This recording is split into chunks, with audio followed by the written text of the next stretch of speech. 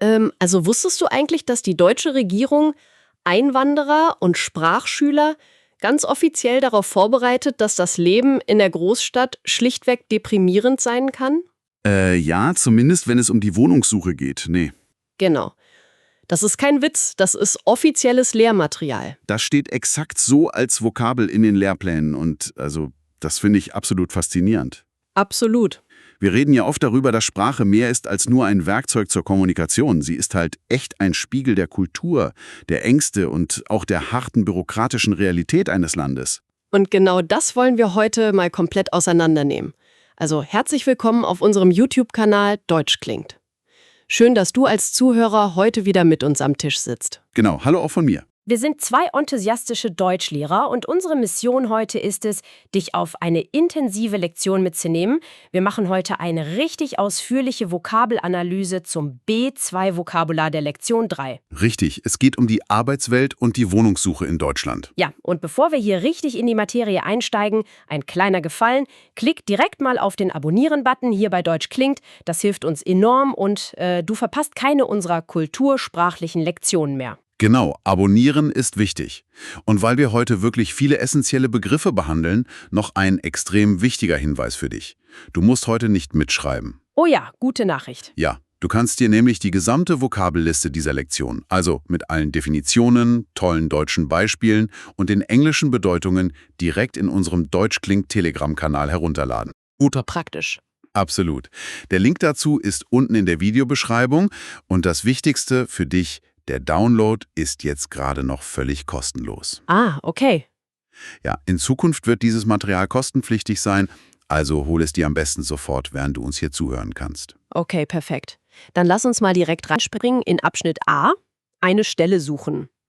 Also wenn man sich die Vokabeln zur Stellensuche so anschaut, fällt ja sofort auf, wie stark sich der Arbeitsmarkt gewandelt hat. Total. Früher ist man in Deutschland ins BIZ gegangen, also das Berufsinformationszentrum, und hat dort vielleicht einen Aushang an so einer Kork-Pinnwand studiert. Ja, das BIZ, das kenne ich auch noch.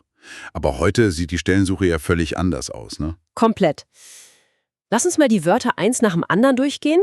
Was haben wir da als erstes auf unserer Liste? Also wir haben hier direkt Online-Stellenportal und Online-Jobbörse. Okay, und die offizielle Definition? Das ist eine Webseite im Internet, auf der man nach Jobs suchen kann.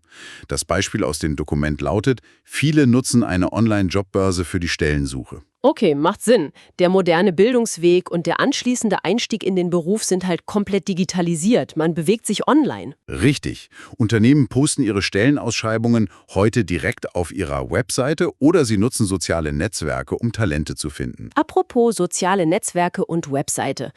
Wenn du, lieber Zuhörer, online recherchieren gehst und auf einem Online-Stellenportal nach Jobs suchst, hinterlässt du ja permanent digitale Spuren, oder? Ja, leider. Man teilt da super viele persönliche Daten. Genau.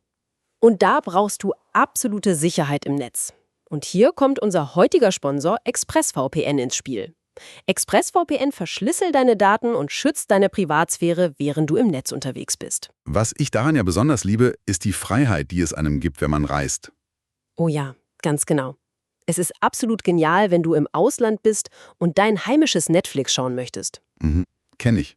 Oder ein ganz aktuelles Beispiel, wenn du Tennisfan bist und den Roland Garros YouTube-Kanal schauen willst, der momentan exklusiv echt nur in Frankreich zugänglich ist. Ärgerlich sowas. Total. Aber mit ExpressVPN verbindest du dich einfach mit einem französischen Server und kannst ihn völlig problemlos schauen. Den Link, um dir das VPN mit einem exklusiven Rabatt zu sichern, findest du unten in unserer Videobeschreibung. Ein wirklich wichtiges Tool. Aber lass uns mal zurück zu unserer Liste und dem Arbeitsmarkt kommen. Gerne. Was verlangt der Arbeitsmarkt denn heute so? Also, was verlangt wird, ist oft enorm. Das Wort verlangen steht ja auch. Man braucht nicht nur den passenden Abschluss als Voraussetzung, man muss auch aktiv ein Netzwerk pflegen. Das stimmt.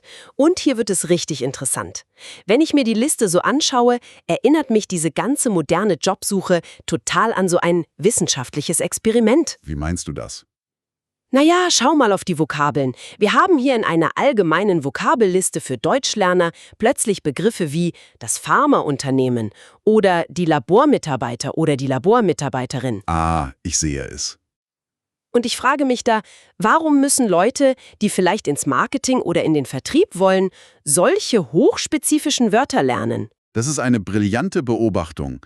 Wenn wir das mal so auf die Metaebene heben, verrät uns das eigentlich wahnsinnig viel über die deutsche Arbeitsmentalität. Echt? Okay, erklär mal. Also ein Labormitarbeiter nutzt eine präzise Messmethode, richtig? Er muss Daten sorgfältig auswerten und jeden kleinen Schritt dokumentieren. Alles sehr pedantisch. Genau. Und in Deutschland wird im Grunde von dir erwartet, dass du deine eigene Stellensuche exakt genauso angehst, also wie einen wissenschaftlichen Versuchsablauf. Wow, okay. Du musst eine strenge Qualitätskontrolle bei deinen eigenen Unterlagen durchführen, den Markt richtig gut recherchieren und die Ergebnisse dann auswerten. Die Metapher des Labors passt also wirklich perfekt auf den deutschen Arbeitsmarkt. Das ergibt absolut Sinn. Man experimentiert sozusagen mit einem Stellengesuch auf einer Stellenbörse. Ganz genau. Und man hofft dann auf den medizinischen Fortschritt oder in diesem Fall halt auf den beruflichen Fortschritt. Schön gesagt. Und das große Ziel am Ende dieser Experimente ist laut unserer Liste natürlich der Arbeitsvertrag. Natürlich. Am besten ein Vertrag, der unbefristet ist, mit einer richtig fairen Vergütung. Und guten Sozialleistungen. Die Vokabel Sozialleistung ist hier auch explizit aufgelistet. Ja, man sucht ja einen Arbeitsplatz, der innovativ ist und am besten als inklusiver Arbeitsplatz gestaltet ist, wo Chancengleichheit nicht nur so ein leeres PR-Wort ist. Richtig. Man will schließlich begeistert von der neuen Stelle sein und sich etwas aufbauen. Und um dorthin zu kommen, muss man echt seine Ressourcen nutzen. Ja, wer schlau ist, geht zum Beispiel auf eine Jobmesse. Das Wort Jobmesse bedeutet hier eine Veranstaltung, auf der sich Arbeitgeber präsentieren. Das Beispiel dazu: Auf der Jobmesse kann man direkt mit Firmen in Kontakt treten und zur Verfügung stehen. Okay, nehmen wir mal an, wir haben online richtig gut recherchieren können und die perfekten Daten gesammelt. Die Stellensuche war umfangreich und wir haben einen Job gefunden, der eine gute Vergütung bietet. Was ist der nächste Schritt? Dann kommen wir zu den Abschnitten B und C. Der Lebenslauf und das Bewerbungsschreiben. Oh, ja, das deutsche Bewerbungsschreiben. Das ist ja fast schon eine eigene Kunstform, oder? Definitiv. Die Vokabelliste für die Bewerbungsunterlagen hier ist voll mit Wörtern, die eine unglaubliche Ernsthaftigkeit ausstrahlen. Lies mal ein paar vor. Also, wir haben hier fehlerfrei. Es geht um absolute Korrektheit und Vollständigkeit. Das ist so typisch deutsch. Ja, das ist der absolute Kern der deutschen Geschäftskultur. Du hast den Absender und natürlich den Empfänger oder die Empfängerin. Und wehe, man hat die falsche Anrede?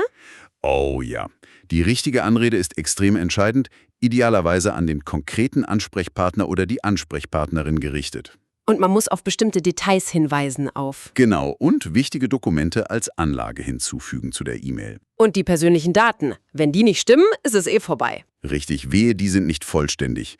Die Vollständigkeit der Unterlagen ist oft der allererste Filter in den Firmen. Wenn eine kleine Bescheinigung fehlt, bist du raus. Okay, da muss ich jetzt aber mal kritisch nachhaken. Nur zu. Auf der einen Seite predigt diese Liste ja diese fast schon pedantische Korrektheit, ne? Deine Dokumente müssen echt umfangreich und aussagekräftig sein.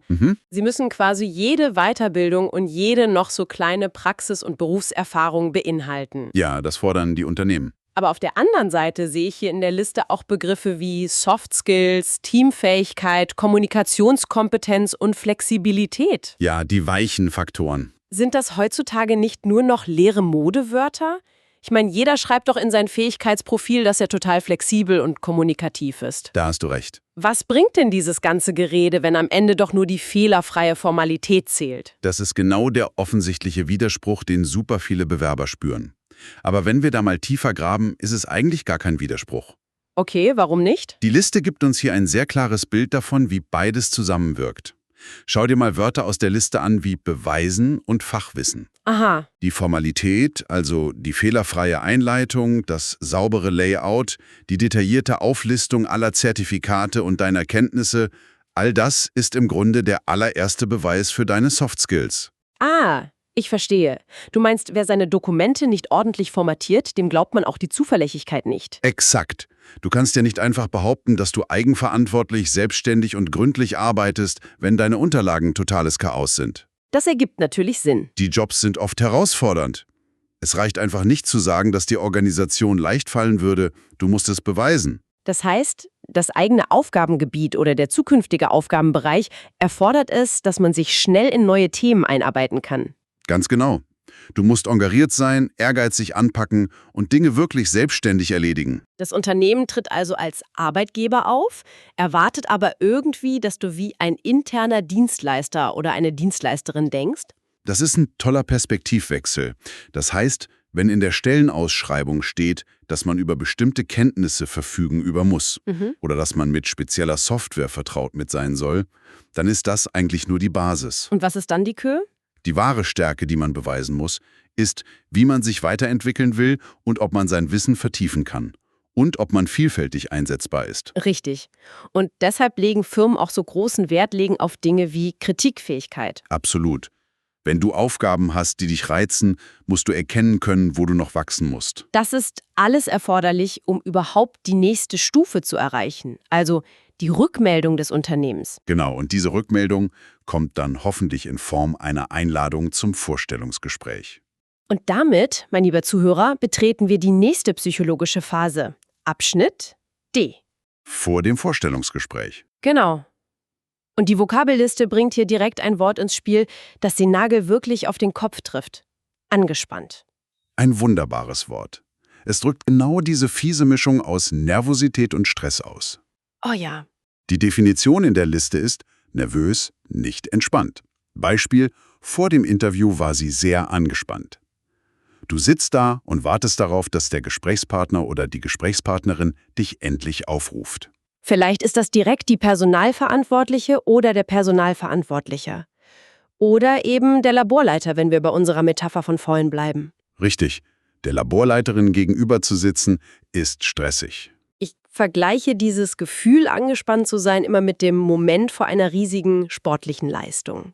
Guter Vergleich. Du stehst da am Startblock, das Herz rast. Die große Frage für Sprachlerner ist doch, wie wirkt man in so einer Situation auf Deutsch überzeugend? Das ist schwierig. Man darf hier auf keinen Fall so klingen, als hätte man einfach eine Textvorlage aus dem Internet auswendig gelernt. Nee, absolut nicht. Und die Sprache selbst gibt uns hier in der Liste den Schlüssel. Das Vokabular verlangt von dir, dass du variieren kannst. Variieren, okay. Ja, die Definition lautet abwechseln, verändern. Du darfst nicht wie ein Roboter klingen. Du musst deine Antworten an die Situation anpassen, aber immer verständlich bleiben. Der Interviewer wird dich nämlich extrem genau beobachten. Er wird wahrnehmen, wie du reagierst, wenn er zum Beispiel anfängt, deinen Lebenslauf zu kritisieren. Genau. Hier zeigt sich dann, ob diese erwähnte Kritikfähigkeit aus deinem Lebenslauf wirklich existiert oder nur ein Modewort war. Und man muss natürlich auch seine Leistungsbereitschaft zeigen. Man muss signalisieren, dass man bereit ist, Fragen ehrlich zu beantworten. Und dass man die Teamfähigkeit mitbringt, die gefordert war. Aber weißt du, was ich an dieser B2-Liste auch wirklich liebe? Lass mich raten. Sie verliert sich eben nicht nur in diesen hochtrabenden psychologischen Konzepten von Teamfähigkeit und so weiter, Sondern? sie holt dich knallhart in die deutsche Bürokratie zurück. Oh ja, die Bürokratie. Die darf in Deutschland niemals fehlen. Ein absolutes Highlight der Vokabelliste. Genau, also bevor du überhaupt zu diesem Gespräch hingehst, musst du oft formell einen Termin bestätigen. Das ist unbedingt notwendig. Und wenn das Gespräch dann vorbei ist, geht es um handfeste Dinge wie Kosten. Genau, habe ich gesagt, Fahrkosten. Richtig. Wenn du zum Beispiel mit dem Zug angereist bist, musst du wissen, dass der Arbeitgeber diese Kosten unter bestimmten Bedingungen erstatten kann. Aber, und das ist das typisch Deutsche daran, das passiert natürlich nicht einfach so. Nee, auf Zuruf geht da gar nichts. Du brauchst unbedingt eine Quittung. Ohne Quittung keine Erstattung. Das ist wirklich ein ungeschriebenes Gesetz, das hier durch das Vokabular zum geschriebenen Gesetz wird. Und oft brauchst du auch noch eine offizielle Bescheinigung, dass du überhaupt vor Ort warst. Falls du das zum Beispiel bei der Agentur für Arbeit oder beim Arbeitsamt vorlegen musst. Exakt. Das zeigt dem Lernenden sofort Willkommen in der deutschen Realität. Zuverlässigkeit bedeutet hier eben auch, dass du deine Belege ordentlich sammelst. Das ist so wahr. Okay, also stellen wir uns mal vor, du hast all das gemeistert. Ein tolles Gefühl. Du hast das Gespräch komplett gerockt, die Fahrtkosten wurden per Quittung erstattet und die Durchführung war ein voller Erfolg. Der Arbeitsvertrag ist unterschrieben. Gratulation. Du hast den Job. Das heißt, du ziehst jetzt in eine neue Stadt. Und das führt uns direkt zum letzten Abschnitt unserer heutigen Lektion. Abschnitt E. Oh weh, dem absoluten Endgegnerlevel im deutschen Erwachsenenleben. Genau, die Wohnungssuche. Wir haben hier nur 3 superspezifische Worte in diesem Abschnitt aus der Liste hervorgehoben, aber sie fassen das gesamte Drama eigentlich perfekt zusammen. Oh ja, was ist das erste Wort? Das erste ist der Besichtigungstermin. Ah, ein Termin, bei dem du oft mit 50 anderen verzweifelten Menschen in einer viel zu kleinen Wohnung stehst. Exakt. Jeder will die Wohnung. Dann haben wir das Wort betragen. Betragen. Meistens in dem Kontext, dass die Kaltmiete eine Summe betragen wird, die dir sofort die Tränen in die Augen treibt. Ja, die Höhe der Kosten wird mit betragen ausgedrückt. Und das bringt uns zu deinem absoluten Lieblingswort dieser offiziellen Liste, das wir am Anfang der Lektion schon mal angeteasert haben. Deprimierend. Es ist wirklich bemerkenswert. Das offizielle Beispiel, das den Deutschlernenden hier mitgegeben wird, lautet wörtlich: Die Wohnungssuche in der Großstadt kann deprimierend sein. Das ist hart. Die Definition lautet niederschmetternd, das Gemüt bedrückend. Ich muss wirklich schmunzeln, obwohl es ja eigentlich ein total ernstes Thema ist. Ja, schon. Aber es ist einfach so wahnsinnig erfrischend, ehrlich und realitätsnah. Die Autoren dieses Curriculums hätten ja auch einfach schreiben können, die Suche ist manchmal schwierig. Oder anstrengend. Genau. Aber nein, sie wählen ganz bewusst das Wort deprimierend. Sie kombinieren die harte Faktenlage einer Miete, die vielleicht 1.500 € betragen kann, mit dieser völlig ungeschönten, rohen Emotion. Das zeigt einfach, wie extrem angespannt der Wohnungsmarkt in der Realität hier wirklich ist. Richtig. Und genau das macht guten Sprachunterricht aus, finde ich.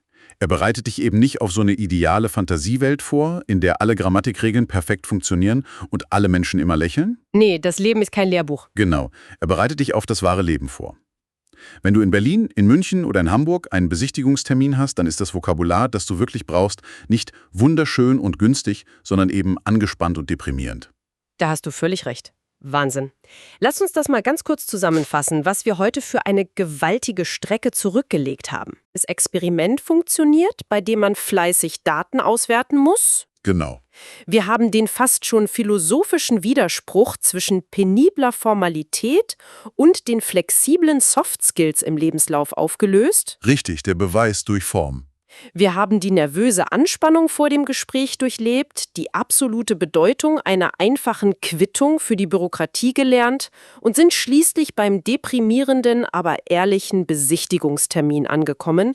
Es war wirklich eine unglaubliche Menge an Vokabular heute. Oh ja. Und deshalb möchte ich dich, lieber Zuhörer, noch einmal kurz daran erinnern, du musst das jetzt nicht alles im Kopf behalten oder mühsam abtippen. Auf keinen Fall. Geh einfach direkt in unseren Deutsch klingt Telegram-Kanal. Den Link findest du ganz bequem in der Videobeschreibung. Genau. Dort gibt es dieses komplette Vokabeldokument der B2 Lektion 3 mit allen Definitionen, exzellenten Beispielen und sogar den englischen Übersetzungen. Und wie gesagt, das ist wichtig. Ja, aktuell ist das Ganze noch völlig kostenlos zum Herunterladen. Mach das also am besten jetzt sofort. Bevor es was kostet. Genau. Und vergiss auch nicht den ExpressVPN-Rabattlink, den wir ebenfalls in die Beschreibung gepackt haben, für deine sichere Jobrecherche und grenzenloses Streaming. Perfekt zusammengefasst.